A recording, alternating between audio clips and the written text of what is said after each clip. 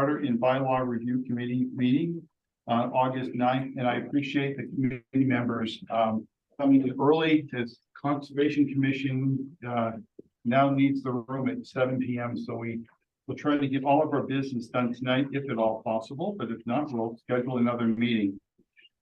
Before we start the meeting, I'd like to first do a roll call of all of its members. So I'm going to start with the folks on Zoom. I see Joe. You're on Zoom. Joe Coleman. Yes. Jen Altamonte. Yep. Okay. Anybody else? I see someone else on Zoom in the back. I can't see who that is. So No, that's Roland. okay. So in person we have Larry Spizzato, Bill O'Connell here, Sue Garten, Kelly Hogan Grant Here. and myself, Don Martinez. And Brian Salisbury said that, and Beth is here as ex officio. And Brian Salisbury just texted me a few minutes ago that he was running a few minutes behind due to work commitment, but he's going to join the Zoom as possible. Okay. So tonight, on our agenda, the first item that we're going to address, and we've asked our attorney, Lauren Goldberg, to join us this evening. We received a complaint filed by Mr. Michael Hennessy concerning the existence approval of committee minutes indicating a violation of July 12th, 2023. No meeting minutes exist, February 2022, and that such meeting minutes have not been approved and or that such meeting minutes have not been posted on the website. So I've asked Lauren to join us to talk to us about open meeting and its violation and what she has done. So Lauren, if you could join us, please, we appreciate it. Yes. Where would you like me to sit? Right up front, fine. Here. Yeah. Yeah. That's great. So as all of you know, Lauren is president of AP Law. They are our town council, and their services have been retained by the town. You've been with us for how many years now? A lot of years, and advised us on a lot of issues in this town. We have, as town members, I know the select board, I believe, just renewed. Yeah. So that's a strong endorsement. So another, is it a year? Yeah. Okay, great. So Lauren, I'm going to turn it over to you, please. Sure. Thank you, Mr. Chair, and thank you, members of the committee, for having me today. When a committee receives a complaint under the open meeting law, it goes to the chair and to all the members, and then the committee is supposed to meet at a properly posted meeting to discuss it. So that's why we're here tonight. The chair mentioned the complaint was filed by Mr. Hennessy on July 26th, and it alleged that no meeting minutes existed and or that the meeting minutes were not approved, even if they did exist, and that the meeting minutes have not been posted. And so I wanted to kind of go through the law, explain the law applicable to each of these areas, and then go through the allegations a little more specifically and how the law applies to the allegations in my view. At the end of this discussion, I will be asking that you authorize me to respond to the complaint in whatever way the committee votes. And I will then, send something off to the Attorney General's office in the complaint. So the open meeting law has a number of requirements. One is that a complaint about an open meeting law issue has to be brought within 30 days of its occurrence, or the date when it would be quote unquote reasonably known. And that's from both the general laws, chapter 38, section 23, subparagraph B, and also the Attorney General's regulations, 950 CMR 2905, subparagraph 4. I'm not joking. Sorry about that. And essentially, the way the Attorney General looks at what's reasonably known is not what an individual actually knew, but what people could know or would know from what's been available and what exists. The second open meeting law issue that was implicated was the requirement under chapter 38, section 22, subparagraph A, that the public body is required to create and maintain accurate minutes of all meetings. And that is a requirement of the open meeting law. Every public body it required both to create the minutes and then to approve them. That requirement for approval is found in the regulations that the Attorney General has promulgated. However, they're meant to interpret this other provision in the general laws 22A. The Attorney General has promulgated the regulation to identify what it means to timely approve minutes, and it's 3 meetings or 3 months, whichever is longer. Okay, and that's because obviously some boards and committees only meet once a month, or they meet even further apart, and so there was no way to make that work without specifying 3 meetings or 3 months. So knowing those things, essentially the allegations are as follows. The first was, as I read to you earlier, if the violation alleged is ultimately approval of minutes from the is untimely approval of minutes from the July 12th meeting, there's still time for the committee to take a look at those minutes, review and approve. Okay, so the Attorney General wouldn't have jurisdiction over that complaint yet. If the allegation is that that violations occurred with regard to the minutes prior to June 26th, which is 30 days prior to the date of the filing, then they wouldn't be timely presented because they were supposed to have been presented within 30 days from the date of the alleged violation. And the division, as I said, it looks at whether the violation was reasonably discoverable, not whether an individual complainant knew. And at this, for this board, in this instance, the previous minutes, approval of the previous minutes was on the agenda at the June 14th, 2023 meeting, and was discussed at the meeting, and the complaint actually acknowledges that. So in order to bring a complaint about that meeting, or anything that wasn't handled correctly at that meeting, it would need to be filed by July 14th, 2023. And here the complaint was filed on July 26th. So in addition, there's one more issue that during this time, I think it said February 2022 was when minutes were last posted and available. The agendas were posted. And meetings minutes have been created, and people had the ability to ask for copies of minutes, even if they haven't been approved. They're subject to mandatory disclosure under the law. I'm not aware of any such request. In my opinion, therefore, the complaint in its entirety is untimely. Nevertheless, it's important, obviously, for the open meeting law and for this committee to kind of go through and make sure, is it doing everything the way that it ought to? Are there requirements for posting or something like that that you aren't aware of? And the first thing is that there is nothing in the open meeting law or the regulations that requires that meetings be recorded or that recordings be used to draft minutes. If you create a recording, so like the one on Zoom today, then that recording is a public record subject to mandatory disclosure under the law. But whether to record it, whether it's an in-person meeting or a Zoom meeting, is completely up to the body that is holding the meeting. The open meeting law does address certain times that recordings are expressly allowed to be made. So it says the chair has to announce a recording is being made. An individual who's going to be discussed in executive session is authorized to make a recording or a transcription. And then in the Attorney General's guide to the open meeting law, and also the guidance that they have on holding meetings pursuant to the act extending COVID-19 measures, there's nothing that says that boards or committees must record. In addition, there's no requirement that minutes be maintained on a website or otherwise be posted or published. And there is a requirement that minutes be maintained as permanent records, but that doesn't mean that they have to be posted or published in any particular manner. The Attorney General's office would likely say that there's value in posting those online as a best practice, but it is not required by the law.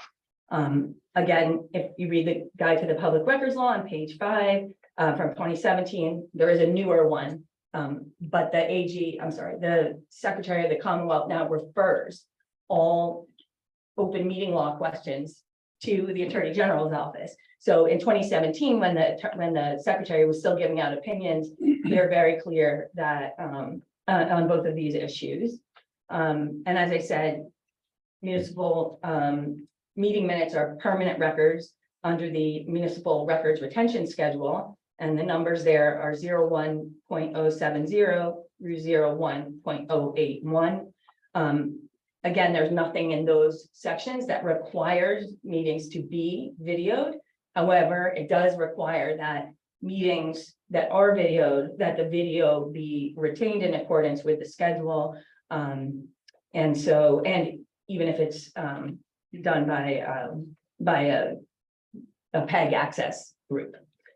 So in this case, the committee did create minutes of its meetings and wasn't required, in my opinion, to post or publish in any way. And therefore, my conclusion is that the committee didn't violate the open meeting law by failing to record its minutes, its meetings, or post its minutes on the town's website.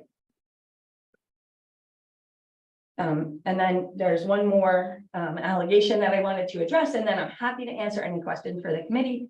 The last one really is that the minutes don't exist. That was what the allegation was. In fact, the committee does have minutes. They haven't been approved by the body, but they exist. Under the public records law, those minutes are public as of the moment of their creation. And there's nothing in the law that says that unreviewed or unofficial drafts of minutes have to be withheld. Instead, it's exactly the opposite. As soon as they're created, the minutes of the meeting are subject to disclosure under the law. And I also just wanted to point out that there's still time to approve the minutes of your June 14th and July 12th meetings under the AG's 3-month or 3 meeting. Again, my conclusion here is that there is no violation because the complainant is late. Nevertheless, and this is my kind of thinking on this, obviously, the purpose of the open meeting law is to promote transparency and access to the activities of boards and committees at meetings. And so, in my opinion, there hasn't been a violation that needs to be cured. I would still suggest that the board consider taking a couple of actions. And I can either tell you that now, or we can talk about the complaints, whatever you prefer, Mr. Chair. For you to provide us the recommendation. Okay. Yeah. So my recommendation was that I know that the committee had met previously and tried to address approval of the minutes, and that didn't occur. I do think we want to demonstrate that we are trying to do the right thing in terms of moving the minutes forward. And so my recommendation would be that the minutes approval of the minutes be placed on the next meeting agenda with an attached list or right on the agenda of all the meetings for which there has been no approval. And that if for some reason the result is that they haven't or that they won't be approved, that it would make sense to then stamp the word unofficial on them and provide a link to the minutes of the meeting at which it would be discussed. Again, as I said, I don't think that there is a violation, but I think knowing that there are several meeting minutes that have yet to be reviewed and approved, that for the purposes of transparency and the purposes of the open meeting law, the best course forward would be to approve them all at a meeting where they each appear on the agenda. And then the final thing that I would recommend is that you strive to have your meeting minutes from the last meeting be on the agenda for approval at the next meeting, so that nothing falls behind and people still remember. And if they have comments or questions about the drafts, they could bring them up, and it'd be closer in time, easier to discuss. Well, thank you very much. I appreciate your expediency in responding to this and helping out the board. I also, there was one thing that in the complaint, just wanted you to clarify. with the complaint, it named specifically, Mrs. Grant and myself. And asked for immediate, removal, of the board. I'd like you to address that too. please. Yeah, certainly. So first of all, even if it is addressed to a person, a complaint, an open meeting law complaint is addressed to the board itself. It's the board that has to deal with that complaint, not individuals. And then the second part of this is, the AG has a wide range of remedies that it can require. In my opinion, because there's no violation, no remedy would be appropriate. However, I'm recommending kind of a best practice going forward. Removal from a committee is something that's completely different and not within the Attorney General's discretion in any way. Even the Ethics Commission, which has, statutory which is statutory criminal fines and repercussions, cannot remove someone from a particular board or committee. So that stays with the appointing authority, subject to the charter and any of the details of the appointment. So really, it's something, any violation, is really subject to the board, not to an individual. No, it is. It's the entire board. Yeah. Thank you. Are there any questions from the board? Yeah. Yes, Mr. O'Connell. Mr. O'Connell raises his hand. I am a little confused. Sure. Thank you for your presentation. At one point, you mentioned that we had to have our minutes approved, hopefully by the next meeting or within so many days, correct? The way the regulation is written, it says within 3 meetings Mhm. or 3 months, whichever is later. Okay. So that addresses, I don't want to get into great detail about the complaint, but minutes from June and July. That would be with regard to, that June and July approval of the minutes at the next meeting would be timely. Okay, fine. Prior to that, we were looking at minutes long beyond the timeframe of 3 months. And we're trying to be transparent. Understood. And we've heard transparency mentioned a lot since the beginning of this, and more so since our town meeting. If we've passed the 3 months, how do we approve minutes going back further that the word replicated was used? When we didn't know what, we were trying to replicate it as best we could because we didn't have any written documentation. So where's the difference here? Just to eliminate my confusion. Certainly, Mr. Chair, for you.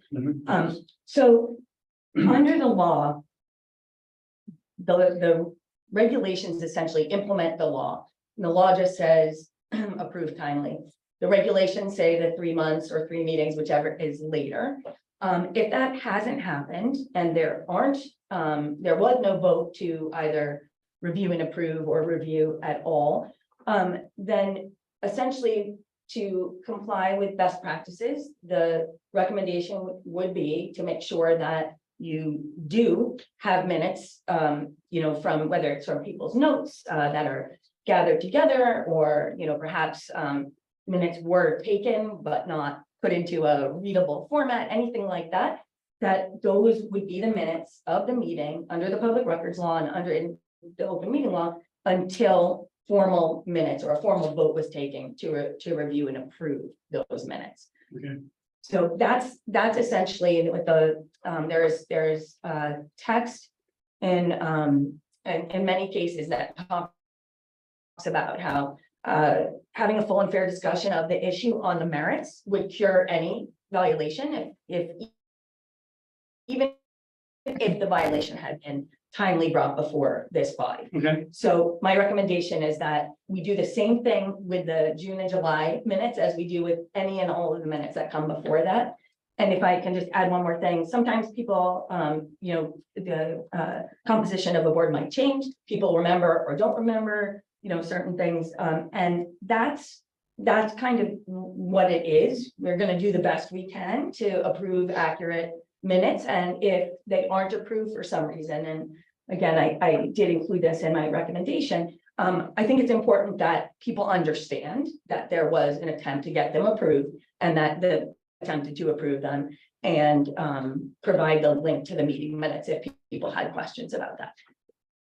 You also mentioned, and Silly not want to put words in your mouth.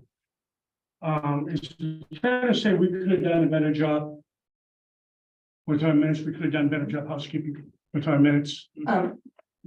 So I will say this, the minutes, the ideal is 3 months or 3 meetings, whichever is later. And so certainly if there's minutes that haven't been approved, yes, a better job could certainly be done. I will say that I spoke to the chair about this slightly before your June meeting. And the matter was put on the agenda at the June meeting. I think there was a lack of general understanding by the body that it needed to vote on minutes. Because otherwise, it seems like someone would have brought it up during that time. And so, once that became more acknowledged, I think the move to remedy the situation as soon as possible is the best that you can do. And just to be transparent for everyone here, at the end of our last meeting, I was a person, and in talking with the chair, that requested that we reach out to KP Law and or the Ethics Commission to make sure we do this correctly. I don't want to do something wrong and jeopardize 2 years worth of work based on a failure to properly approve minutes or not approve minutes, or something of that thing. Yes, and through you again, Mr. Chair, I certainly understand that concern. The minutes under the open meeting law are kind of one issue. What you've done as a body to move forward is another issue. And even if the minutes haven't been approved, in my opinion, that doesn't restrict the committee in any way with respect to approving the amendments it's been discussing for some time. Okay. I do understand that it's important that those minutes be available. And so, as I said, I'm recommending that this body does take those minutes up for approval. So, again, the fact that we have minutes that aren't approved means we need to at least address it. And sometimes people will ask questions, well, I approved the minutes, but I didn't agree, or I wasn't there. Am I supposed to approve something I don't know about?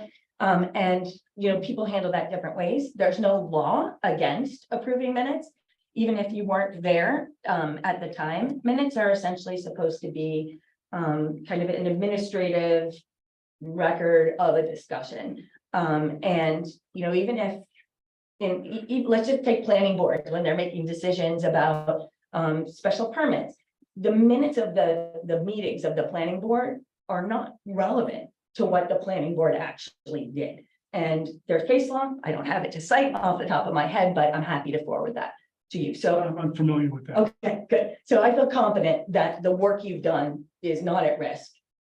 Nevertheless, I still recommend approving the minutes.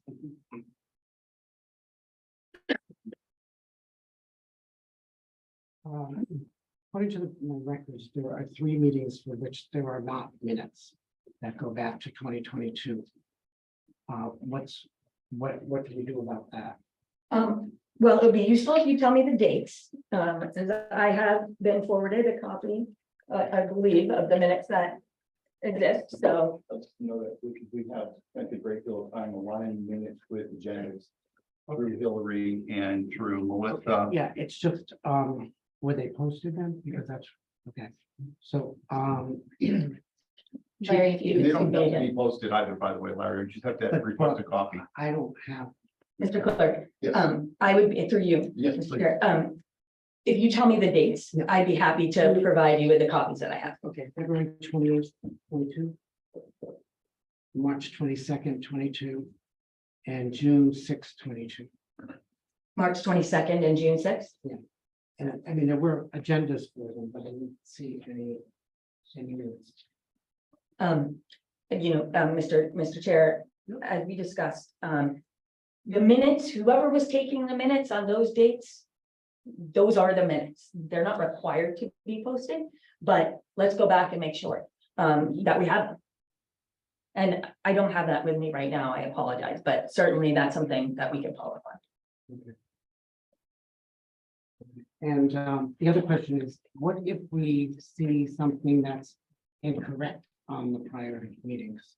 Normally, we would discuss it and make a correction if needed, and the minutes might be approved with changes. Mhm. So now to go way back and do that seems kind of useless, I guess. Yeah, I understand what you're saying. And I do think that we could probably come up with a motion that maybe makes clear that you're taking an administrative action because it's required under the law, but that it doesn't necessarily mean that those voting actually agree with the minutes as drafted. Again, I think that's better than not doing it at all. And I think it's better than trying to reach into the recesses of your brain to, to parse through. With that being said, I do believe everybody should read them, and, have seen them before they vote on them.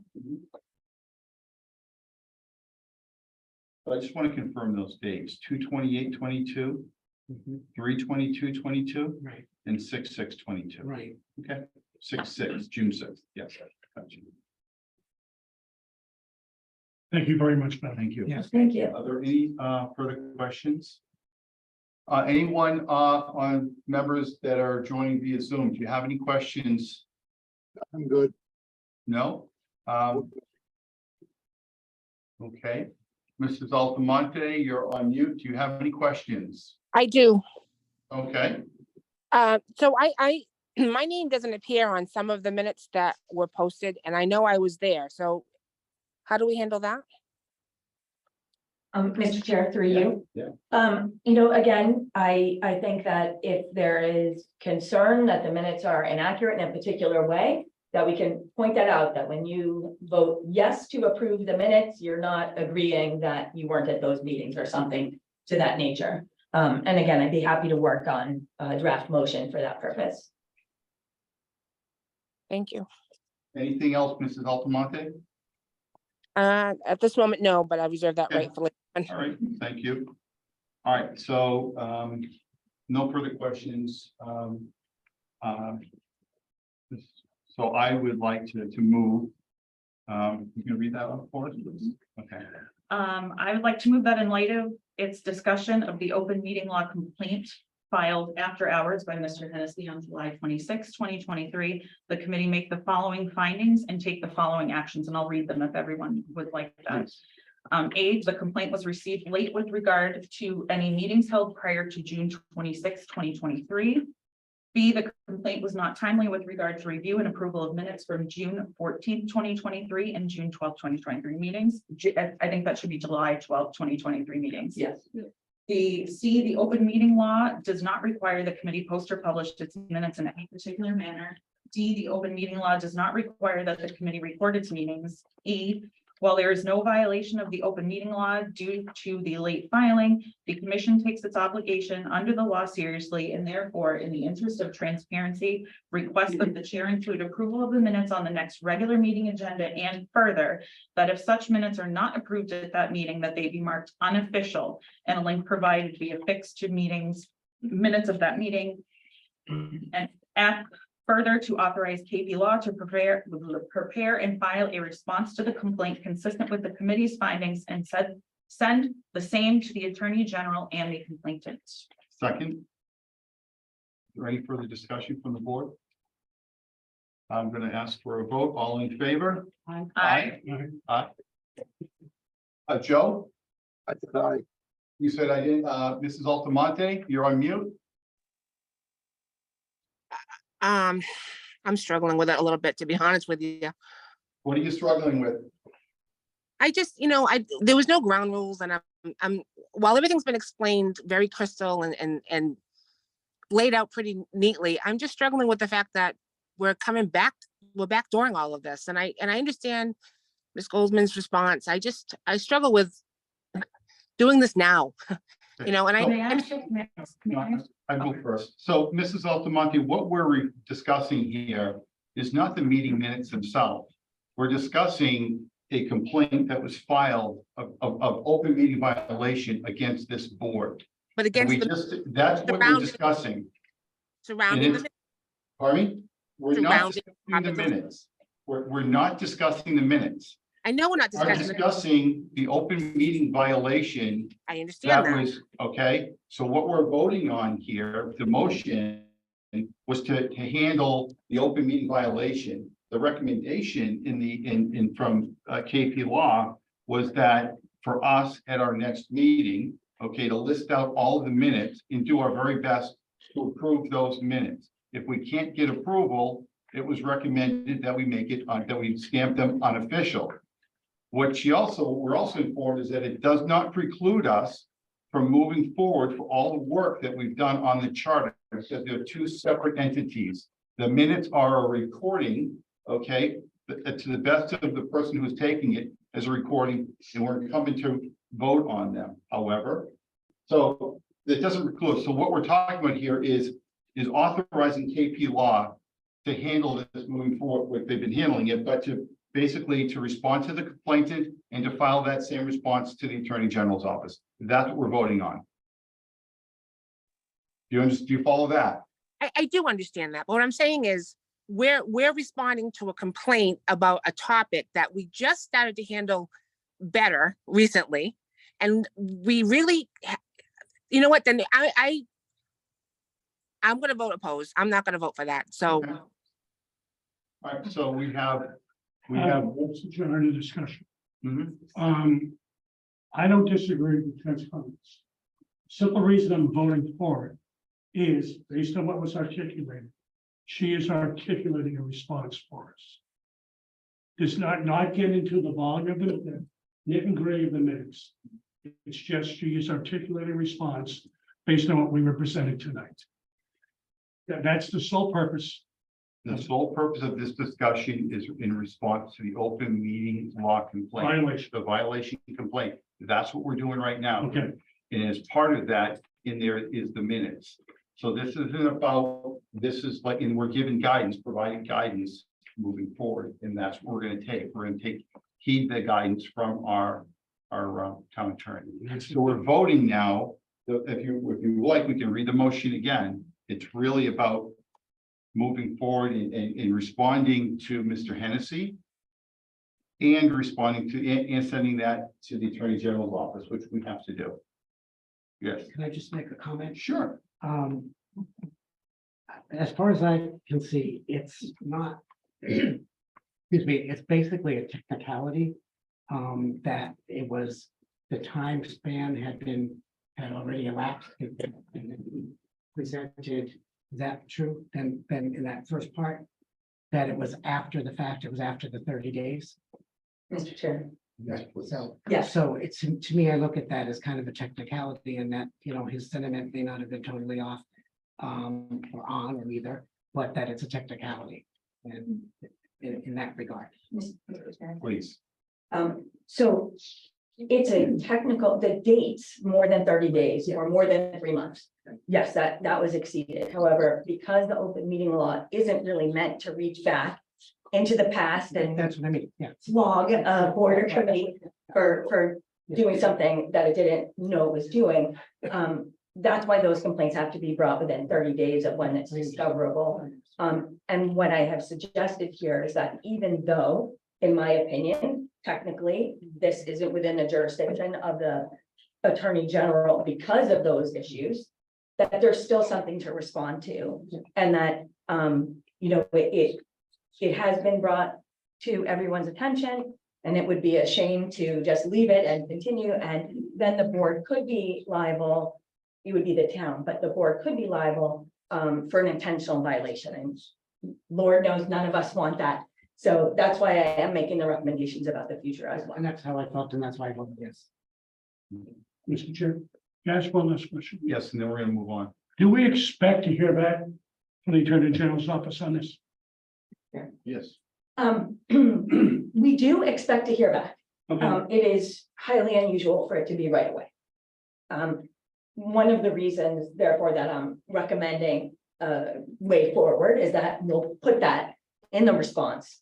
And then that will be before the Attorney General as well. I would, and Mr. Chair, if I may, Please. when I send this letter, what I will attach is any of the minutes that are responsive during the 21 to 23 time period, all of the agendas. And so the Attorney General will have all the information. We can provide links to the meetings, that information will be before the Attorney General. So when they look at this, they are looking at what happened. But our argument, and again, this is the board as a whole, is that it's too late to complain about those other sets of minutes. Nevertheless, we want there to be minutes. We have minutes. They were prepared. I don't know which ones were prepared, when, but there are minutes, they exist. And so in my view, the best course of action for the board as a whole is to take action on them. And more importantly, as we look towards the future, to have a regular practice with how to manage the approval. I just want to say one thing. I just brought up on my computer, and I know because we went through and did a very careful agenda minutes, and they haven't been posted, but we do have minutes, and they're right here. And I did ask for all the minutes to be sent out to the board prior to, and they were sent in a zip file. So for some reason you didn't get them, then we'll do it again. But we have all the minutes. So I'm looking at minutes for the 110-22, 27-22, 3-22-22, 4-12, 5-9-22, 6-6-22. They're all here. We have them all. And they're all available. Okay, if you were to just, if anyone wants the minutes, they just have to ask. We have the minutes. We've always had the minutes. They've always been recorded. We did have some change of ownership. Mr. Kupfer started taking minutes. Mr. Frame was taking minutes. Mr. Spazzato was taking minutes, and Mrs. Grant was taking minutes. So there were 4 different people taking minutes throughout this entire process. Minutes were taken. The mistake was made. We should have reviewed the minutes the next meeting, and we didn't. And, shame on us. And all of us have been on board. Shame on me, shame on all of us. But I'm saying, why aren't we approving minutes? We're all culpable here at this board. It's not just the chair, because at that time, and I'm not throwing anybody under the bus, Mr. Frame was handling all of that stuff for us. And, he did everything right. And one thing we didn't do was we didn't vote on the minutes, but they were taken, they were recorded. So we had a first, we had a second, and we had a vote. I just want to poll the members again for a vote, and I'm going to start with the folks on Zoom. Joe, are you approving the motion as presented? I'm approving the motion that's presented. And can you send me all those minutes that you've got Yes, on sir. the file? Yeah. Okay. Yep, we'll make sure. Now, what's going to happen, so we don't have any violation of open meeting laws, I'm going to ask Melissa Paquette to send them, because I can't send you all an email. Okay? That's a violation, even though, I learned that. I mean, I sent an email with information. Technically, it's not, but it could be construed. So you will not be getting an email from me to all the board members, okay? Or none of us should be. We also shouldn't be doing any reply alls. So for everyone, for the record. So I will ask Melissa to make sure that she sends all the board members, all the meeting minutes that we have that are recorded moving forward. We're getting them. So Joe will do that. So Mrs. Altamonte, you're on mute. Are you still staying with your no vote? Yep, I'm gonna say no. Okay. Mr. O'Connell? Now I'm changing my vote. I'm voting no. Okay, so we have 2 no's. Aye. We have 4 ayes, 2 nays. The motion carries. Thank you. Thank you very much. Thank you very much. I really appreciate it. And we're going to go through the, we have 45 minutes or an hour. We're going to go through the proposed charter with the changes. Yes, And are you able to stay? I am. Thank you. You're more than welcome to stay right there. So just as we had discussed the last time, the goal is to move forward with the charter. In summary, for the folks that were here last and have been to the last meeting, we had a charter that was potentially to be presented at the Maytown meeting. It was voted to pass over. And then since that time, we've had meetings in June, July, and here in August. We've had citizen input regarding things that they wanted the board to consider. And just so you know, once we're all done here, this still goes to town meeting for approval or a denial, right? It's not us. We're making a recommendation. We'll present the recommendation to the select board, and then it will be put on the warrant, and then we'll do that. Yes. May I add one? Sure. And just one more thing, we did ask Karen, our IT person, to upload the document that we will be discussing right now with the changes that we'll be discussing right now, up to the website under agendas. It's actually right below the agenda for this meeting and it's clearly labeled so that if anyone wants to go through and actually look at the document itself that we're going over right now, that is there for you. So, and just take us all back. Excuse me, Mr. Chairman, can I ask a question? Sure. What is your goal tonight in reviewing the charter? What is my goal? Yeah, the goal that. As we discussed last meeting, our goal is to go through this charter and we should be able to vote and move this forward and present it to town meeting. Okay. At the beginning of the introduction of the agenda, you indicated you wanted to vote tonight. I would, yeah, I think Okay. we'd love to. Okay, and again, you've heard me talk about transparency. We're being transparent. Yeah, I agree. May 25th. In an email that we received. I'm suggesting 2 meetings per month, beginning in June. We intend to wrap up by the end of September, allowing town council appropriate time. We have a document and prepare for town meeting. Once the final charter is ready, it will be posted online and available at a citizens meeting at the end of October. Can I ask you a question? Yeah, but We seem to be rushing it now. No, we're not. May I, Excuse may me, I, hold on, I'm not finished. You will be finished soon. So go ahead. Excuse me? Joe, go ahead. Go ahead. No, no, We're I'm not rushing anything, Bill. clarifying your comment. We've made I'll finish soon. I'm not going to sit here and argue with you, sir. Okay, we have made a ton of progress on this. If we have an opportunity to vote on this, we've opened the meetings, we've had citizens input, we've listened to it all. If we have an opportunity, just because that was a potential schedule laid out, it's not a Bible. Okay, just like in a planning board meeting, if you get done, you call for vote. You call for vote. I've been at many planning board meetings, you call for vote. That's separate and distinct from what, No, it's not. hang on, may I just? Sure, go right ahead. One of the things that we talked about at the meeting was how in meeting and some minutes that we all discussed that 2 meetings a month was a little much and that like all of the other boards, we meet once a month during the summer. And that is in okay, the meeting minutes that we've been presented because we all got that email and we're discussing that we don't think we need 2 meetings a month to go through everything. It was ideal to have 2 meetings. I threw it out there and the feedback came back and we talked about it here openly, that 1 meeting would be enough. So that's why we stuck to 1 meeting a month, considering we wanted to make sure we had a quorum. Everybody has vacations. So we stuck to 1 meeting a month. If we can get through this, it doesn't mean we still can't. We have to present this to the select board too.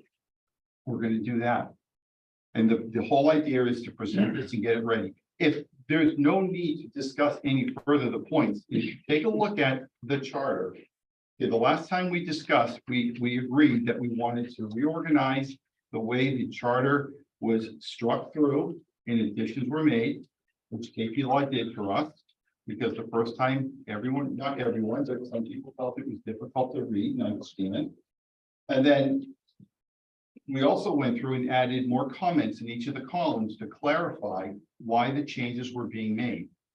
And the plan was at the last meeting was to go through this, if we can get through it all, and do just that. And if we can get through the entire document, we should be able to take a vote and approve. And the approval means we're going to take it to town meeting.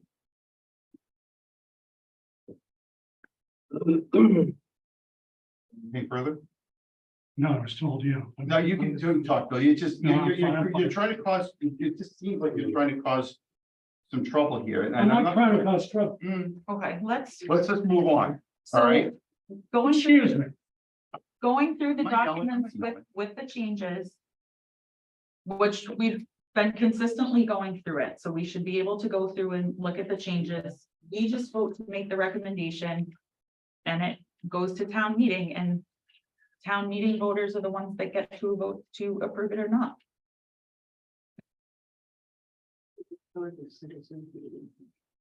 Yeah, we could still We- have a we've citizens been- meeting in October We've to been go having over citizens everything meeting. before town meeting. You know, we have citizens here every single meeting. It's been announced, it's been on the website. Anybody that wants to know more about this can be here. We've had some people here, other people have not shown up.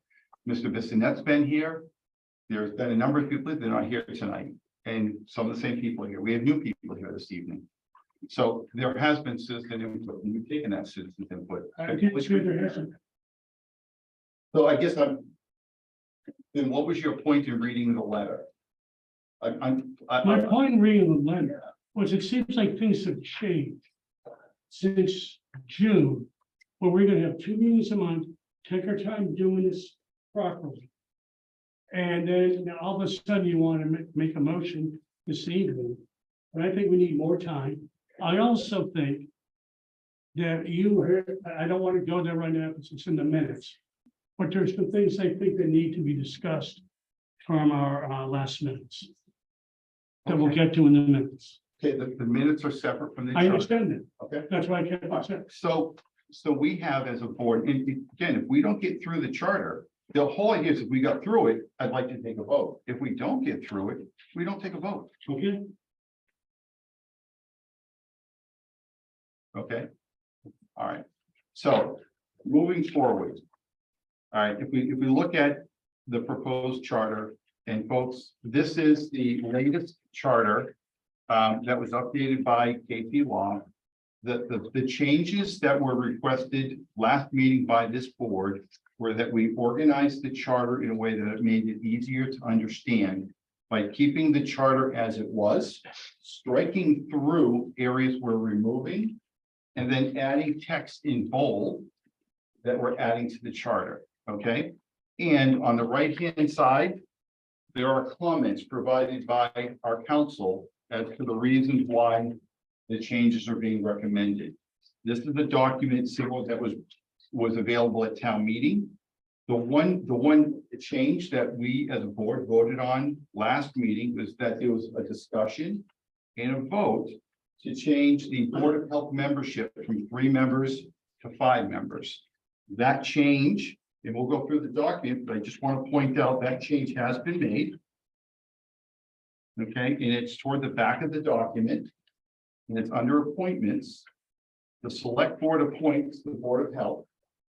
And it says on page 28 that Board of Health consists of 5. So the 3 was crossed out, the 5 was bolded and underlined. Members are appointed to the term for 3 years. So that was a change that the board voted on. And town council made the changes. The other changes that are throughout this document are that we have made changes to make it more, to make it gender neutral. So we've taken out his and her pronouns and we put in they. That was something that the board wanted, a few members of the board wanted, we all agreed. We've changed the board from Board of Selectmen to the Select Board. And that really is in compliance with Mass General Law. They want, in Massachusetts, they want us to change documents to be more gender neutral, which we've done throughout this entire document. So as you see, if we go through that, you'll see in the very beginning, on page 1, all references of the Board of Selectmen have been replaced with the words Select Board, 2 words, space between the select and the board. The other big change is that in this document, definitions were at the back of the document. Typically in a legal document or any document, you put the definitions up front to set context. Definitions were moved from the back to the front. So we've moved all the definitions there. The other change there in definitions, the words general law or law, if appearing by itself, shall also refer to Mass General laws. So the other objective of this board in reviewing the charter and the bylaw is to make sure that it's consistent with Mass General law. You do this every 10 years. Laws change. You need to make the document consistent with Mass General laws. We did that throughout the entire document where appropriate. You know, as an example, housing authority. Okay, there was changes in Mass General law. The changes are reflected in this document. Okay.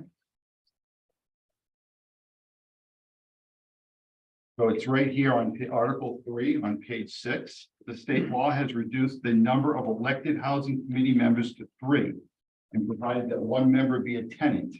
As before, the 5th member is appointed by the DHCD. So the wording now is the offices to be filled by ballot of the voters of the entire town shall be a select board, a moderator, a school committee, a town clerk, constable, a planning board, library trustees, and 3 members of a housing authority. So that's new. Okay. Are there any questions? Where there are numbers less than 10 from a grammatical standpoint, words are used. So for example, we removed 30, saying 30 days to 30, THIRTY, which is what should be done, anything above 10. And then throughout the document, as I'm going through page 7, it's just more of the same select board general laws. The section 6, planning board, number 8. Page 8, I'm sorry. We basically added a section. As authorized by general law, chapter 40A, there shall be 1 associate member of a planning board. Such associate shall act on special permit applications when designated to do so by the planning board chair. In case of absence, inability to act, or conflict of interest on the part of any board member, the associate member shall be appointed for a 3-year term by majority vote of the select board and members of the planning board in the same manner as for filling a vacancy. The comment, this section codifies that the planning board will have the associate member and addresses when the associate member may act. It wasn't in there before. It was requested that it be added to the document by the planning board. As we continue, are there any questions from the board on those changes? Are we good with those changes so far? No? Okay. So the next section, under Bellingham Housing Authority. Basically, the change is, I'll read it, Bellingham Housing Authority composition term of office. There shall be a housing authority which shall consist of 5 members serving for terms of 5 years, so arranged that the term of 1 member shall expire each year. 3 of these members shall be elected by the voters of the town, and 2 to be elected or appointed in accordance with general law, Chapter 12, 121B, as it may be amended from time to time. Comment, this language simply recognizes that the law itself could be updated. Standard stuff throughout. And again, it's part of Mass General Law. I have a Yes. question.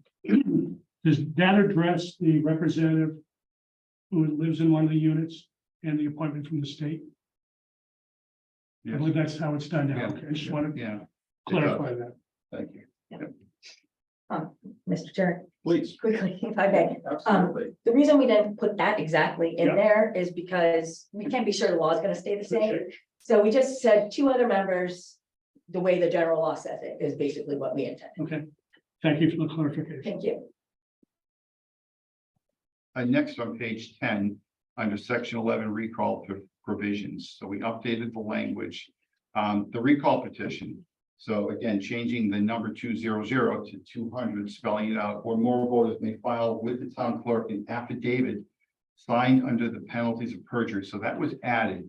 This was added to explicitly state that the petition must be signed under oath. So somebody just can't go and start a recall because, Lauren? Yeah, Mr. Chair, thank you. So I think I discussed this with you all on the phone some time ago, maybe before last year in November. But the point of these changes is to reduce the potential for a legal challenge in the event this process was used at all.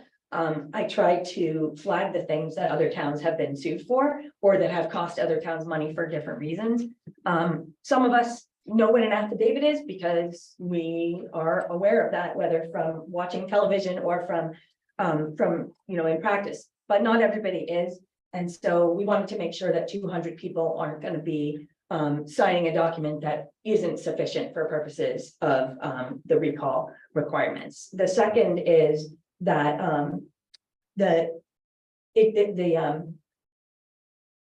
the title of the individual, so the name and the title will both be on the ballot if there were to be a ballot vote on that. And the names of the first 10 signers signing the affidavit will appear, one of whom would be identified as the lead petitioner. This is because these acts were copied from town to town to town to town over time.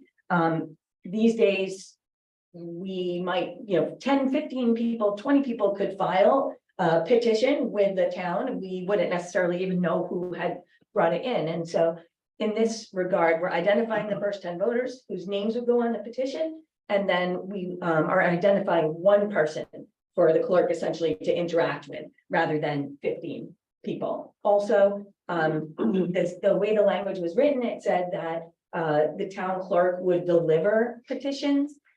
Again, these days, it's typically done, the town clerk would notify the petitioners that the lead petitioner that those petitions are ready. And then the notification just recognizes that it's possible that someone could get notified by hand of the fact of an initiative being started or a petition being started. Those are the major reasons for those changes.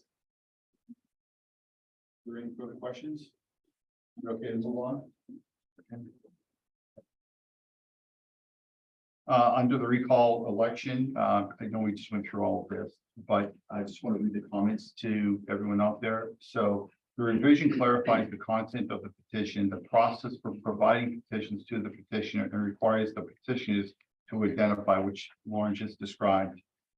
The revision clarifies the time frame in which the petition must be submitted by the clerk to the Board of Registers. So all of these changes are really to protect the town, protect the people that have been elected, all these things. I mean, that's really what we set out to do, to make sure that we're really removing as much risk to the town as possible. So that's kind of what it's done here.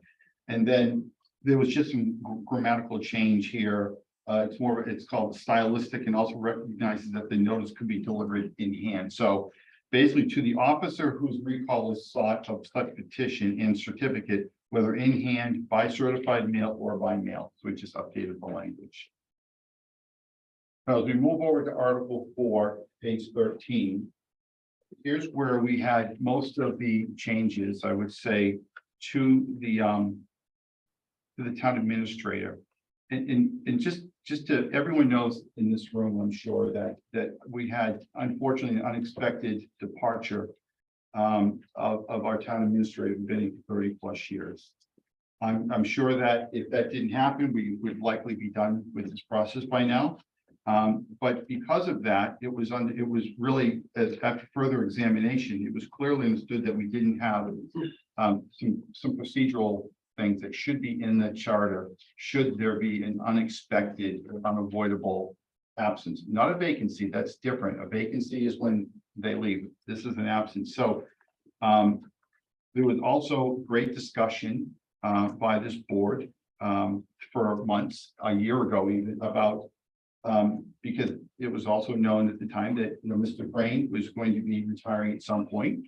So we wanted to make sure that that the person that was potentially going to replace Mr. Crane had proper training, experience, and education. So what was added,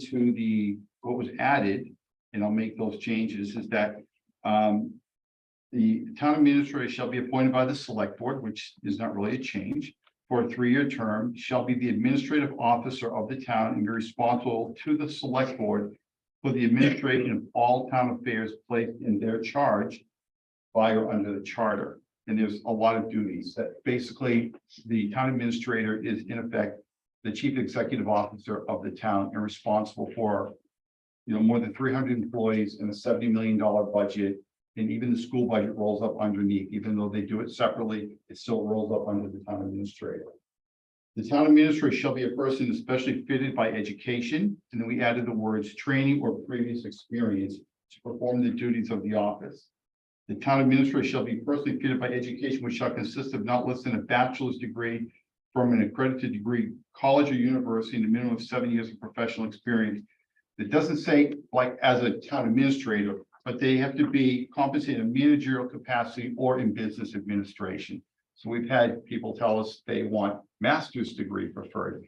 Well, what happens when you start saying you have to have a master's degree, it limits your pool of qualified candidates. You can have a bachelor's and be a manager for 15 years and be highly qualified. Doesn't mean you should have a master's degree. So we went back and forth as a board. And then we settled on this. I mean, that's kind of a minimum for someone that's going to be paid $180,000 to $190,000 a year in running this town. It's kind of crazy to think that we don't need a bachelor's degree or someone with experience to operate this town. So that was debated back and forth. That's the language we have in there today. Are there any questions from the board? I would, Sure. a couple of meetings, we discussed, within the bachelor's requirement, Mhm, a BSBA or public administration. mhm. A lot of discussion back and forth that you don't want someone per se with, a degree in arts or philosophy. Should this either be more broadened to include a requirement for a BSBA or, public administration? I'm not qualified to answer that question. I'm really not, because I'm not part of a process that's evaluating, but to me, when I see a bachelor's degree, what you're saying is you wanted to say a bachelor's degree with a business administration degree? Are you asking, you're asking to tighten it, not broaden it, so you Yeah, want to correct. tighten it up? Is that I what would you like want to to do? tighten that up. Okay, so what do Because it you, was mentioned by people in town. yeah, you know it was, so So a bachelor's degree consistent with Business administration, public business administration. administration, public administration. I think it might, I would, so here's what I would think. What if someone was CPA and was a town administrator for 7 or 8 years? That they have a bachelor's degree in accounting. Now you start trying to list out all the degrees. It makes it hard. I think if you say a degree in business or public administration, that eliminates the philosophy degree. That eliminates the English degree, but then again, someone with an English degree might, I don't know. I just think they should have a degree. I don't know. Lauren, I'm going to defer to Lauren for your advice because you're involved in more of this. Yeah, I I don't know have what to say. two comments. One is, this is pretty typical of the Okay. language. Number two, just for interest's sake, my degree was in a bachelor's in Asian studies. Okay. And I've been doing this You for went to law a school. long time. I do Point well think, taken. I do think that when people are in college, they may not know what might be useful later. For example, I should have taken a math or science class. Okay. Thank you. Actually, it makes total sense because my bachelor's is in sociology and business, but my graduate degree is in public administration. So So- yeah, you're right. So before we move on, because there's been a lot of discussion from the board, are we okay with the way this reads? Okay. So the other piece, the town administrator need not be a resident of the town at the time of, so we basically do as a requirement that the town administrator not be a resident when they're hired, but within 12 months move to the town of Bellingham.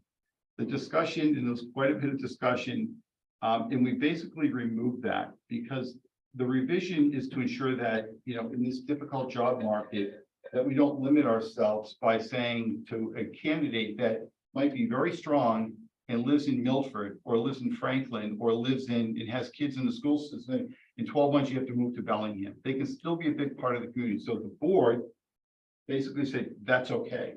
Now, there's been discussion. My personal opinion is you would really be limiting the town in hiring if you said you have to live in Bellingham, especially if they've got kids in the school system. They could be at Westwood's a 20-minute ride. I talked to the town administrator in Foxborough several months ago, and he lives in Seekonk. And when I talked to other folks from Foxborough, he's a great guy. He's always here. He's great. There's no issues. And he retired, but I don't see that being a problem. That's my opinion. Mr. Chair. Yeah. Wasn't it Dennis who brought that up at one of the meetings? Yeah, he said, he said we shouldn't limit it. That's what I Because thought. he even Okay. lived in Jamaica Plain when he was hired, then moved to Uxbridge. And was here, was working and was living in Uxbridge, then he moved to Bellingham, when it was the right time for him and his family. So Dennis he did, I just want it on the record. okay. Any questions, concerns? We don't require it of our police chief or fire chief, CFO. I do You know, believe they, only President. comment. Oh, go ahead. Hold on, just, Larry was Sorry. speaking, Okay. you were speaking. No, I was just gonna say, the only, I just hope that there's effort made. And there is being effort made now because it's being put out there. And it was in past, there hasn't been, for other positions, there hasn't been that, to me, that much effort made to let the people in town know what jobs were available other than the website. So I also think that the select board in the future, having the ability to waive the residency requirement kind of deals with it as well, but that's just my personal opinion. Yes. I'll wait for- Mrs. Altamonte was, Wait, that's fine. Mrs. Altamonte? I just believe that they should be a resident of our town. If we're gonna pay them that salary with the responsibility of managing our town, they should be a resident within 12 months. I don't think there's anything wrong with the language there about their residency that was previous before struck it out. Okay, thank you. Go ahead, I'm Mr. O'Connell. agreeing. I think within 12 months, it's reasonable to expect you to. And honestly, there are people in town, as we said, that people in town feel a certain way about other things. There are people in town that also express that in other meetings.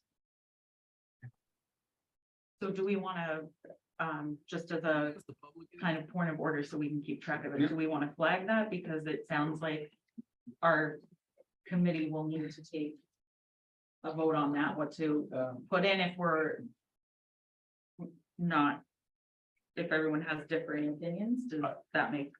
I think it's one of those things that at the end of the day, you're gonna limit yourself to force a requirement for someone to move to the town because they're the administrator. That's like saying that the mayor of Boston is going to Boston, that they, you know, they could live in Newton, they can still be the mayor of Boston.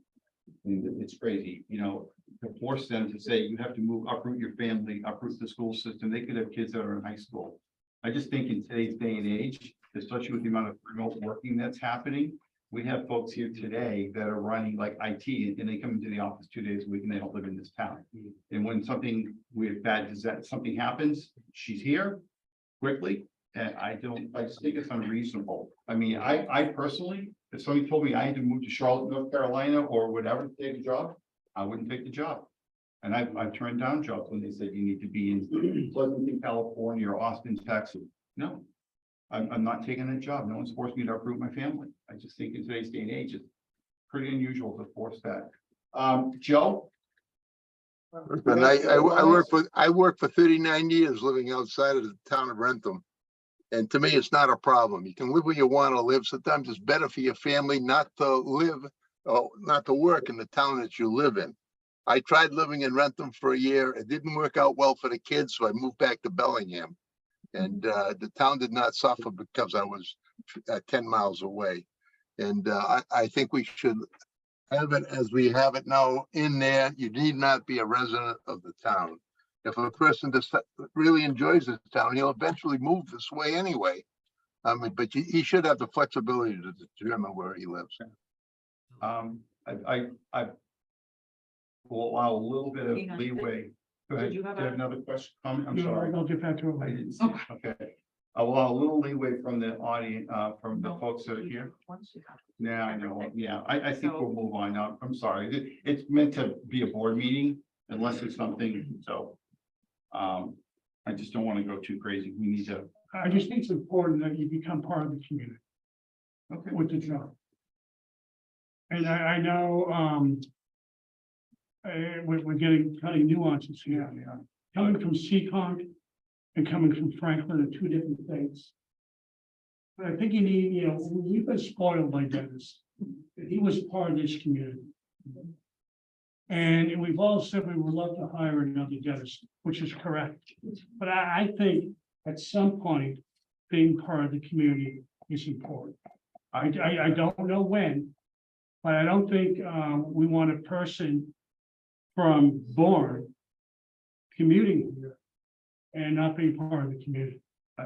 I don't disagree with that. And in the last, when I was on the select board, the last hiring, and even the DPW director, he lives far away, and that's an important job. I mean, we basically said, we want you moving to Bellingham. So I believe the select board will do their very best. But at the same time, we have a superintendent of schools that doesn't live in the town. Understand? We have principals that run our school system that don't live in town. They're all part of the community, and that would be an expectation. I would expect the board, whoever hires the town, say, listen, we expect you to be part of the community. We expect you to be part of Bellingham days, and we expect you to show up to Memorial Day parades. That's the job. Mhm. But to put that in writing, to say, you have to move to this town, you're really gonna limit the ability to bring in the best person for the town. And again, I'll just go back. Dennis was hired. He lived in Jamaica Plain. He moved to Uxbridge. He made the decision to come to Bellingham. I don't recall what day, but he talked about that at length, if you recall. And he said, we can't limit. I mean, a lot of these changes on the town administrator were recommendations by Dennis, who was our town administrator. We're not really changing things. These are points that he brought up. So, I mean, again, we can take a vote on that. I mean, we can take a vote and move forward. I don't think, I would feel like we don't take votes on specific items. We just take a vote overall. We could be here all night. And, we have Exactly. a meeting coming up in a half hour. I know. We have to get ready for it. Right, but I guess my question then would be if there's one thing like this that a couple members of the committee don't agree with, but the rest of the committee members do, will those people vote not to recommend the charter in its entirety just because of one bit to it? And so then we're back to square one, I guess. So that's my personal concern. I understand. It's no different than us voting last week the last meeting to change the Board of Health from 3 to 5. We took a vote on that. Yes, Mr. Chair, Garten. I say we wait until Brian is president of meeting. He has not arrived yet, so I would wait. If we're Okay. gonna decide to have more discussion or vote on something like this, we wait until everybody's here. I think that's reasonable. I do too. Okay, fair enough. Okay, moving on. So the next one is that the revision is the town administrator shall hold no elected or other appointed town office except in an ex officio capacity. Shall devote full time to the duties of the office and shall engage in no other business or occupation without the advance written authorization of the select board. So basically, you're the town administrator and you don't have an ice cream stand or whatever it might be. This is your job, right? Conflict of interest. Yes, right. Even if it's out of town, they need to be devoted. So I think that covers what we're looking for there. And the powers and duties. So section 2, powers and duties. Here, I just want to read this to make sure that everyone, the town administrator shall appoint and make, yes, It's just, what's the that? comment there says clarifies that the town administrator can be a member of other appointed. No, should be said cannot. Yes, good Mr. catch, Chair. Larry. Thank you. Mr. Chair, Yes, it actually says, I mean, I think it says the right thing, because what this saying is if the town administrator, by reason of their position, is appointed to act on a committee in town as the town administrator, that's okay. Because they're needed to represent the town administrator's perspective. And it's often the case that a committee, let's just say this one, for example, might have the town administrator as a member. But that doesn't mean that if the town administrator were to leave, that they'd still have a seat at the table, they wouldn't. So ex officio means it's just because of their office. And so, it wouldn't be, oh, and let's choose it, I'll use Dennis since we can talk about Dennis easily. Let's choose Dennis to sit on that as town administrator. And then if Dennis were to leave, okay, then we're not going to have Dennis on the board. That's ex officio. If we were to say, we just want Dennis, regardless of whether he is or is not the town administrator, that is not ex officio. So ex officio is by reason of your office. And it reflects, I believe, it reflects, I believe, a common practice. And so this, in my opinion, clarifies that so that people don't say, but hey, the charter says the town administrator can't hold more than one position and they're on the whatever committee. okay, thank you for clarification. You okay? I have a question. So does that mean a voting member? It depends whether they're appointed as a voting member. Again, it would be specified. Question? Not right now. We're not open to, I'm sorry. Thank you. I apologize, but No problem. thank you. Thank you for understanding. We'll just finish. So the town administrator shall appoint and may remove subject to civil service law or the strong chiefs law. General law, chapter 48, where applicable, all department heads, all officers, and all subordinates and employees of the town, except for employees of the school committee and library trustees, appointments made by representatives of the Commonwealth, and those appointments for which another method of appointment is provided. In this charter or in the town bylaws, appointments made by the town administrator shall take effect 15 days after notification to the select board unless such board votes prior to such time to reject or approve such appointment. So it's basically saying that once the recommendation by the town administrator has been made to the select board and the select board approves, they need to notify that person within 15 days who's going to be appointed. And the reason why that's done is in today's job market, it's reasonable to once you've made a decision, to let that person know so they can make appropriate measures to give notice to where they're at and to move into that role. That's why it's done. That's why that was added to take effect in 15. That's just common today. That would, in any job. Okay, are there any questions on that point? Are we okay there? So as we continue through on 4-2-8 chat on page 14, the revision in this paragraph, we've removed a fair amount of language because as it was pointed out, it's unnecessary text. Duplicative text. It was redundant what it said. So I'm going to read out what it's going to say. The town administrator shall negotiate all contracts involving any subject within the jurisdiction of the office of town administrator, including contracts and employees involving wages, hours, and other terms and conditions of employment contracts with employees, but excluding employees of the school department, the director of public library, and other professional librarians. So basically, we took out a lot of language that said the same thing. It basically said it twice. We just cleaned it up. Okay. Yep. Yeah. So this is going to us, Lauren, I guess. On the 421, it says, representative women, it says, except for employees of the school committee. And then when we go over to 4-2-8, it says the employees of the school department. Is that the same thing or is it different? Mr. Chair, through you. Yes. In my opinion, it's the same, but you're right. It's the current charter that says that, makes that kind of uses different terms. Certainly, that's something that this board could recommend to be fixed so that both terms are used the same way. Right? Yes. Yeah. But it's not required because in my opinion, they're the same. Sure. Yeah, it's one question I never asked. Yeah, go ahead. And I probably should have. Why is the library cut out? I'm just curious. Can I answer Yeah, that? yeah. Yeah, you're the Yeah, perfect library person to answer it. The library trustee. Yeah, so the professional librarians are through the union. Yep. And the library director is hired by the Board of Library Trustees. Okay, So we hire her. We in turn have You separate- professional employees that we sign their contracts. She hires them. We sign their contracts. And for the 3 full-time librarians, they are in the. okay. Okay. Thank you for the clarification. Committee, right? Yep. Yeah. Yep. Thank by school. Mhm. Okay. Thank you. That was a good question. I don't think people would. No. I don't Know that, I never came up. Excuse me. Okay. So moving on to page 15, and this is where we added language to kind of clarify who the town administrator may delegate portions of their authority to others, but the actions of that person basically is still the responsibility of the town administrator.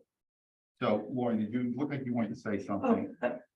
Mr. Chair, I I'm can tell. happy Yeah, I think this was essentially added with the goal of providing accountability to make sure that it's clear that if the town administrator is going to ask other people to do things, which if you look at the number of things the town administrator is supposed to do, it seems that it's inherently the case that the town administrator will delegate. And this just formally says, yeah, if you delegate, it's still your responsibility.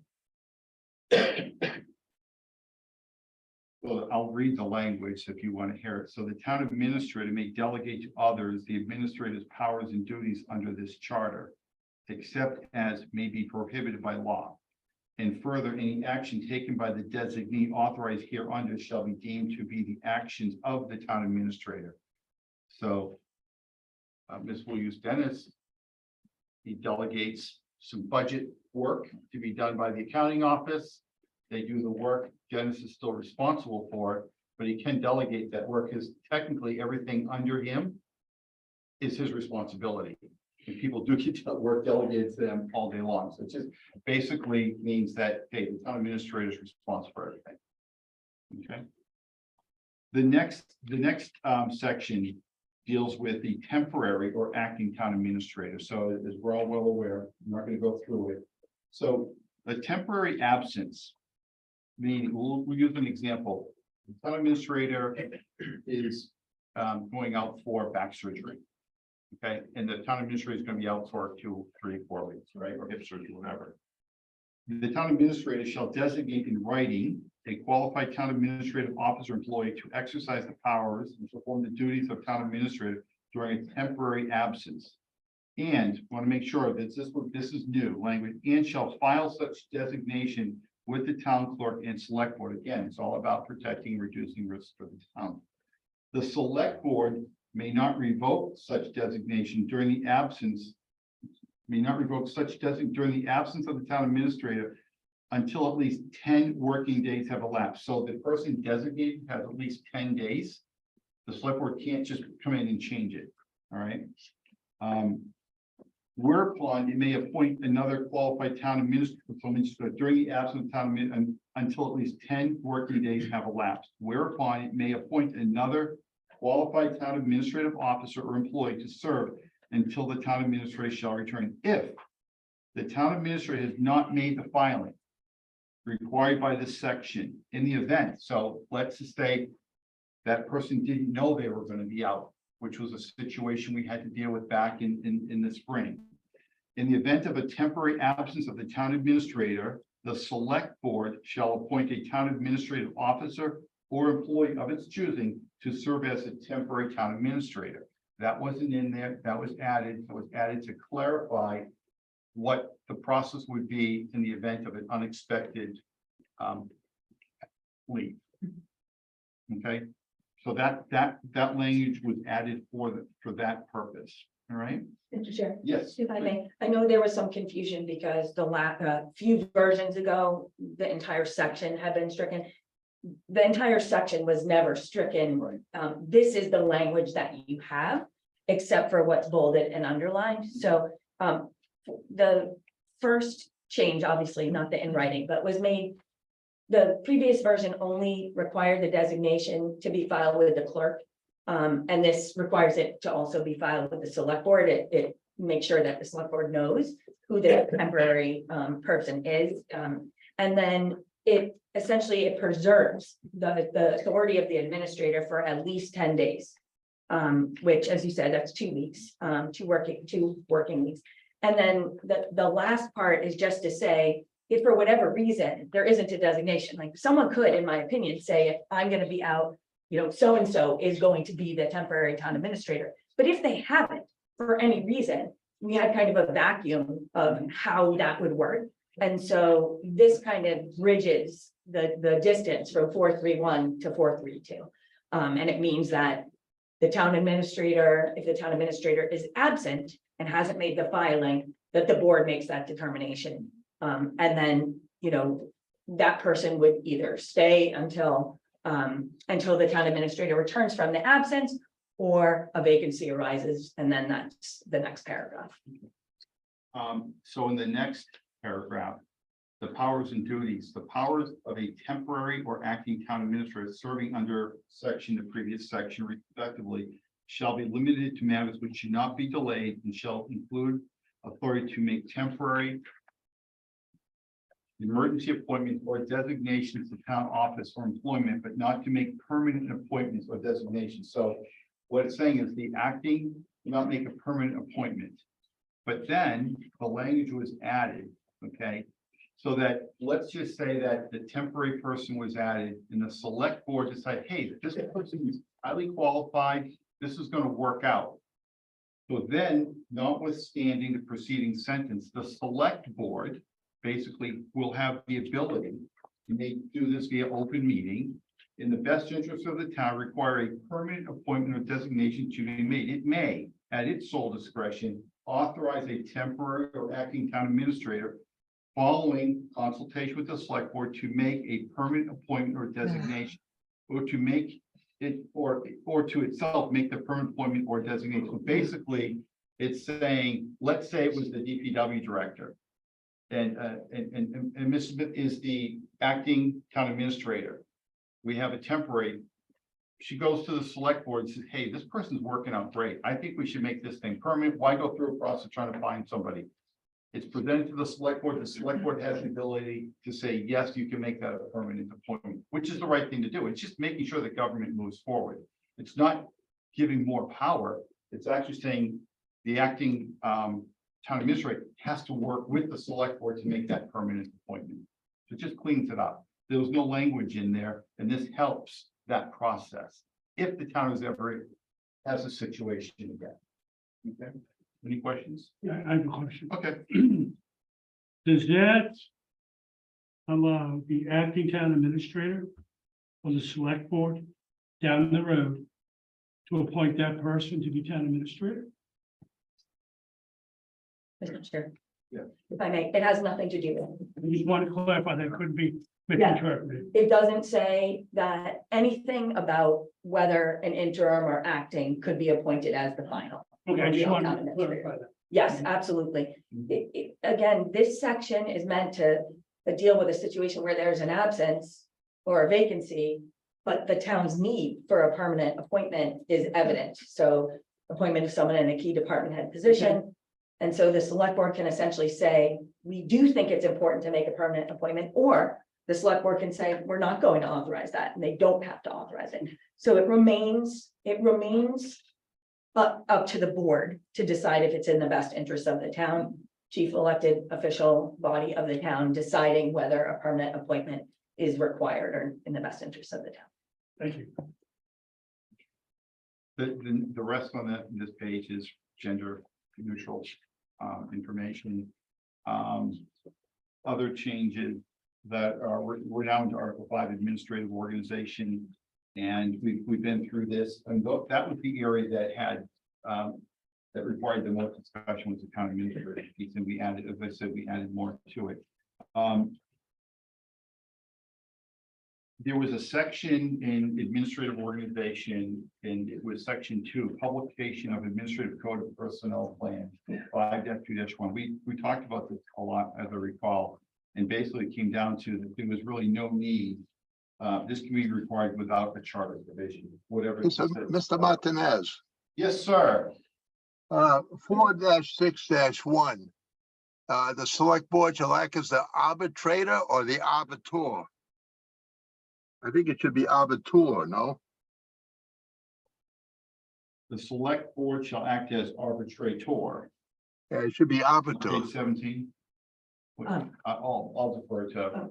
Mr. Chair, this was the language that was in the charter, so it already exists like that. Yeah. Certainly the board, if it wanted to, could make it. I don't really follow what Joe's saying. I think, well, we can look at Webster's dictionary. That's what I would do. 4-6-1, page 17. Yeah. The last paragraph, yeah. The select board shall act as arbitrator between the department head and town administrator, and shall resolve the conflict regarding policy.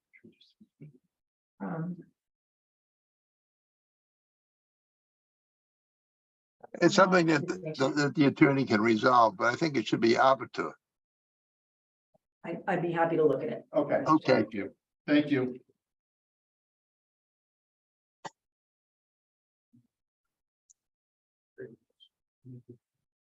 Yeah, that's okay. Yeah, All right, so Mr. Chair. moving on, yes, Mr. Chair, I'm sorry. oh, that's okay. In the definition of arbitrator, it says one that arbitrates a dispute arbiter. So I think either word is fine. Okay, so we just leave it as is? Did you hear that, Joe? You heard that? Are we okay with leaving it as is? Or give them arbiter, I don't think that's. No, it's not. Why change something if we don't have to change? it? Okay, thank you. I don't think there's a difference. Did he No. hear you? Joe, did you hear the explanation? Yeah, why change something if we don't have to? You can use either word. That's fine. You I was okay just, with that? I'm just responding to a question I got from a member of the community. That's all. Okay. So I okay. presented it and it's Thank dealt with you. it. All I have, right. I have no horse in this game. There's no That horse was in this pretty game. sharp, Joe. We could arbitrate it. You're funny All after right, 6 moving o'clock. on. Article 6, finance and fiscal procedures. There was an addition made under chief financial officer power and duties. 6-2-4, the chief financial officer will serve ex officio on the finance committee and capital improvement committee. So that was, the capital improvement committee was the addition. So basically, the CFO will work with both finance and capital improvements. The chief financial officer will assist the town yes, No, I'm just. okay, so did you have something to say? No, he's talking to his dog. Oh, I'm with Dawn, okay. The chief financial officer will assist the town administrator in the preparation of the annual operating budget and capital budget was added. So that there were, and some of these changes were also presented with our former CFO. Mary, she went through this, to make sure that it also complied with Mass General Law, and we've been through a lot of those changes already. I believe that I'm just gonna, an article, let me just see here. And this was another one, again. So there's a section here called the select board shall within 30 days following the submission of the draft budget by the town administrator adopt a proposed budget or without amendments and shall submit it to the finance committee. What was struck was the board of selectmen shall also transmit the budget request of the school committee with its recommendations thereon to the finance committee. The comment was made, the amounts recommended for the school department budget appear in the draft budget by the town administrator and approved by the select board. This language is therefore unnecessary. So that was struck. That makes it consistent. So are there any questions from the board on that? Are we okay there? All right, moving on to page 25. So under rules and regulations, section 4, under general provisions, a copy of the rules and regulations adopted by a town agency shall be filed in the office of the town clerk and shall become effective immediately upon filing. The language that's been added or at such later date as may be specified therein. This provides flexibility as above. The number here has been revised and is shown in bold. Basically, it's just provides more flexibility. Any comments or questions on that change? Okay. Moving forward.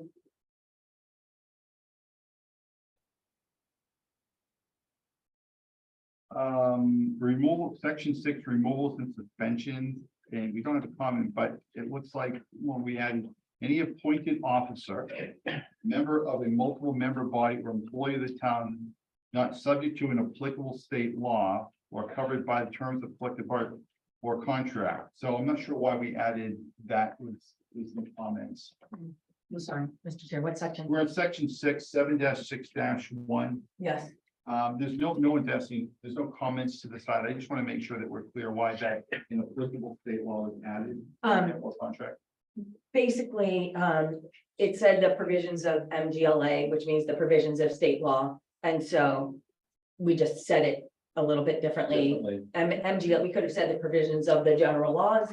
But we do that throughout the document for the most part. Yes, and then the next line, it says, or covered by terms of a collective bargaining agreement or a contract, which provides a different method of removal.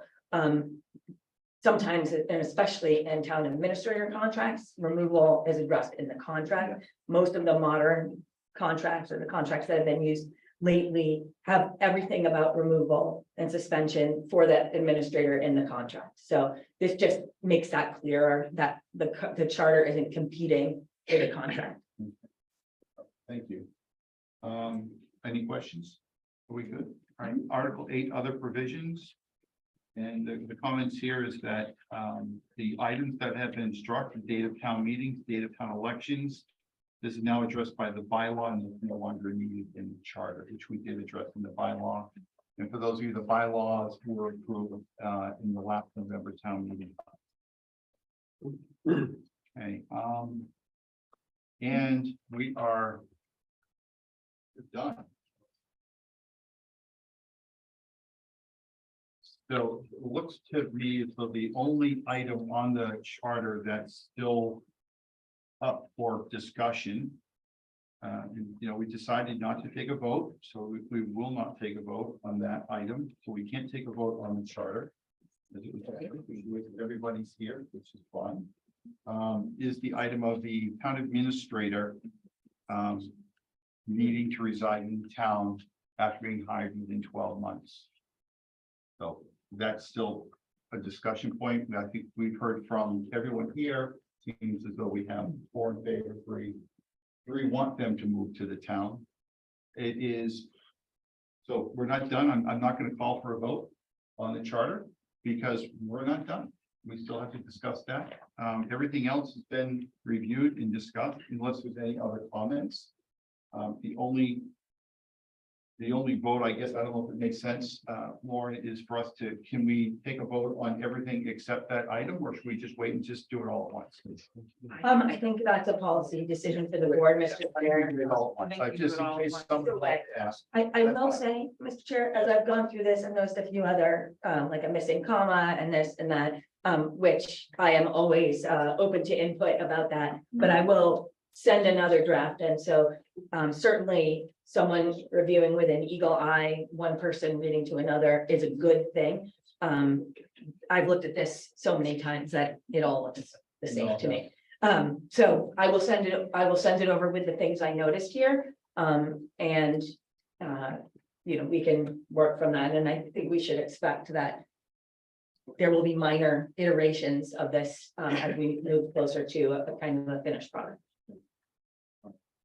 We can just go back No. 1 second to page 25. 25. So, Hold on, let me just get there. the makeup of the charter. Okay. So is there a way, and this is also, I'm looking for the council's opinion as well.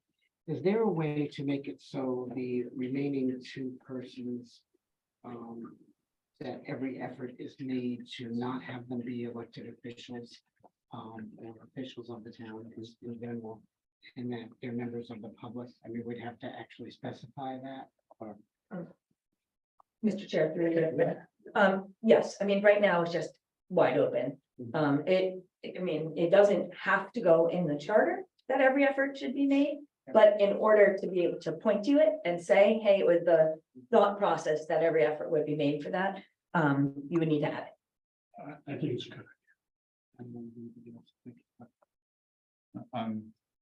Can you repeat that? Okay, so there's, the appointments are made, and they specify them so that there's. And then, there's 2 remaining now. And what I'm hoping for is that the effort will be made that they be outside of the town officials. Because right now, I think every one of us is an elected official pretty much, isn't it? No. Oh, okay, but you were. I was. Joe Calamani's not elected. He's a. But still, they're town, he's a town official. What I'm saying is, He's in a specific board. and I mean, it doesn't, maybe we don't have to have it in here, but somehow it's the sentiment that, we'd like for people from the public to be on the committee. Mr. Chair. Yeah. So I think it's worth thinking about, are you kind of forcing expertise off the committee, meaning it's not able to be brought to the committee, but I mean, I do think it could say that, and something like, and 2 persons shall be appointed by the moderator to represent the interests of the diversity of the town, or something like that, that just says that's the goal, is to bring different people to the table with different ideas. And you do see things like that in other contracts, in other charters, bylaws. It's just a thought that we get some people from the general public in. I'm not one way or another, if the board feels as though that, for example, I was on the select board at the time. Mrs. Grant was the select board appointee, and then, I was appointed by the moderator, if I expressed an interest in being on this committee. Right. And that was my interest, so basically, I was appointed. No one else was expressing interest, but, Mrs. Garden? So the next line, persons appointed by said agencies may but need not be members of the agency by which they are designated. So that means I didn't have to be on this, even though I'm a board member. I could have had somebody, like one of the staff from the library could have been on if they had expressed interest. That's true. So does that sentence cover what he's talking about, or no? Mr. Chair. Yes, please. I think the makeup of the committee itself is intended to represent, it's obvious there's different appointing authorities for different reasons. I think that line about persons appointed may be members of the original appointing committee is for exactly the kind of situation that we're discussing. So it would allow a board to vote to designate someone else to represent them for that purpose, but it wouldn't require that. So yes, in theory, it gets where we need to go in terms of representing different constituencies. It's not required under the language that's set forth here, and I think Larry, as you said, town clerk said, saying a recommendation or a preference is better than requiring, because it leaves flexibility, based on the fact that sometimes, people aren't interested and you don't, or you do want someone's expertise. People are here and they're interested, maybe, they would be interested in 10 years. I don't know if they would be or not, but, but just that, there's some effort made again to bring people that, and I'm speaking specifically of the two appointees of the moderator. Mr. Chair, would it make sense for me to give a couple of options? for Yeah, I Mr. think Esposito that's to fair, yeah. Look at, Right, for the next, next meeting, it'd be great to have you give us a couple of, things for us to talk about. Yeah. Absolutely, then we can make a decision. I mean, I understand what Mr. Pizarro was saying, and it makes sense. It's like moving from 3 to 5 in the Board of Health, I think, in general made sense too, so that's why we're here. Okay, is there anything else? Can I just ask one? Yes, yeah, please. Can we make sure to have the hard copies of the meeting minutes for those members that are present here Mhm. for the next meeting? Because for me, it's better to have Hard copy. hard copies than work on my iPad. That's fair. So what we'll do if this works is that once the hard copies are available, we'll let you know, and you can come into the town hall and. We can have them available in the lower level conference The room so conference that room, have you people pick can them up? pick up a packet. I have a set of them here, but I'm missing those 3. Yeah, I know that they're all downstairs. Hillary, she's not here. She's Yeah, right, from PTO, but she has them. She definitely has them. Because she actually sent them via email. I mean, I can give her these tomorrow whenever she comes back, and give her these, and then she just has to have the 3 and Yep, copies. So there, we have them all. Okay, so we're gonna need another meeting, and I'm getting toward the end of the summer, a lot going on, so I would like to look at maybe, again, sticking with Wednesday, I just have a question is the Concom has not met in person. We have. Sorry. I understand that. It's been a long time. meeting.